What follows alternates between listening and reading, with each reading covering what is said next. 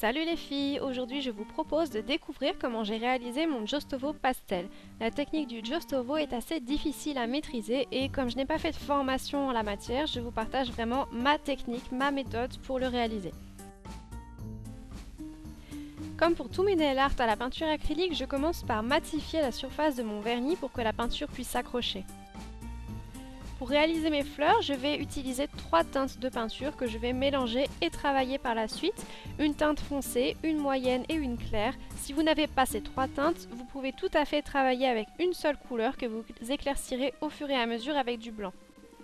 Je commence à travailler avec la couleur la plus foncée et je trace la silhouette de mes fleurs en suivant toujours le même mouvement qui est spécifique au Jostovo. Je trace la direction de mes pétales en faisant comme une sorte de virgule avec le pinceau. Donc le mouvement permet de bien former la forme du pétale en haut, puis de terminer en laissant traîner les traces de pinceau. C'est ce qui va créer l'impression de dégradé par la suite. Ensuite, je vais commencer à donner de la lumière à mes pétales. Pour cela, je vais travailler en éclaircissant la couleur de base sur mon pinceau. Donc je travaille toujours directement mes couleurs sur mon pinceau en mélangeant les teintes plus ou moins claires en fonction du relief que je veux donner à mon motif. Pour le Jostovo, je travaille avec mes peintures mouillées. C'est pour ça que vous voyez sur la vidéo que ma première couche de peinture brille. En fait, elle n'est pas sèche. Ça permet aux peintures de se fondre et ça donne cet aspect particulier au Jostovo de dégradé plus ou moins marqué et de traîner. Toujours avec le même mouvement, je viens donner de la lumière à mes pétales du fond. C'est comme pour le one stroke, on travaille les motifs de l'arrière-plan vers l'avant. Je viens de nouveau éclaircir et donner un petit peu plus de rose, mais seulement sur certains de mes pétales, selon la luminosité que je veux donner à mes fleurs.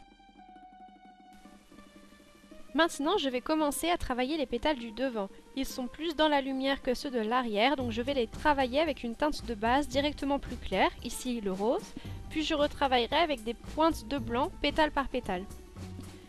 On continue à tracer avec toujours le même mouvement de virgule et pour la forme, on essaie de faire comme une coupelle, il faut qu'on ait l'impression de profondeur d'une fleur un peu ouverte.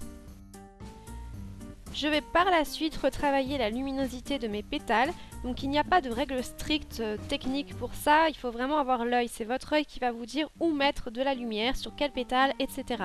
Mais il faut toujours garder en tête la direction de la lumière. Ici sur mon motif, les pétales du devant seront plus éclairés que ceux de derrière, car ceux du devant cachent la lumière à ceux de derrière, donc mes pétales du devant seront plus clairs et le centre de ma fleur doit vraiment rester sombre. Un autre conseil serait de ne pas travailler de manière trop uniforme et homogène, c'est ça qui va vraiment donner de la vie au motif.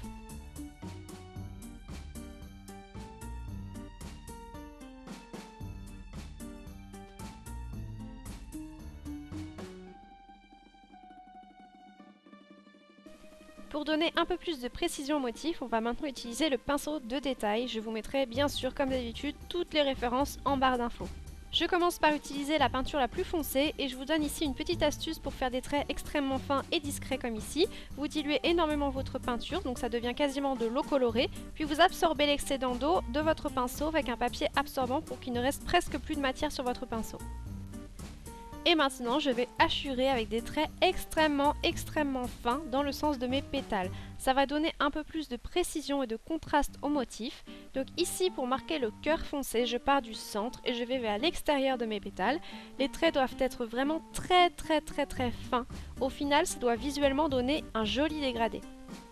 Ensuite, je fais exactement la même chose avec du blanc pur pour donner de la lumière. Cette fois, on part de l'extérieur des pétales vers l'intérieur en faisant attention à ne pas faire entrer trop de blanc dans le cœur de la fleur pour garder un beau contraste.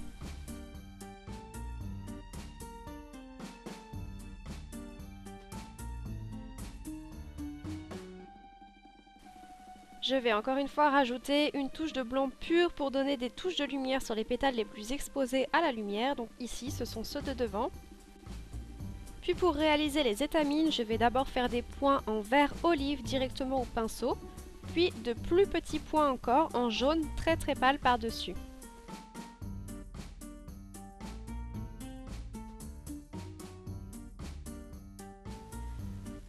On va maintenant pouvoir attaquer le travail des feuilles. Donc ici la technique est exactement la même, sauf pour le mouvement et la forme. On doit réaliser des touches de peinture de part et d'autre d'une ligne centrale, comme pour une tresse.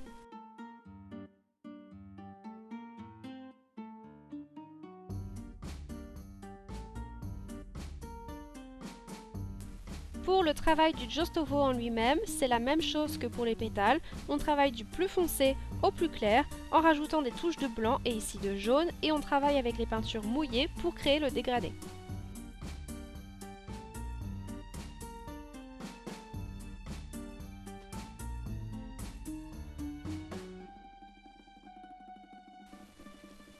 Enfin, on termine par une couche de top coat. J'espère que ce tutoriel vous aura plu, n'hésitez pas à partager vos créations sur ma page Facebook dont je mets toujours le lien en barre d'infos. Je vous embrasse et je vous dis à très bientôt.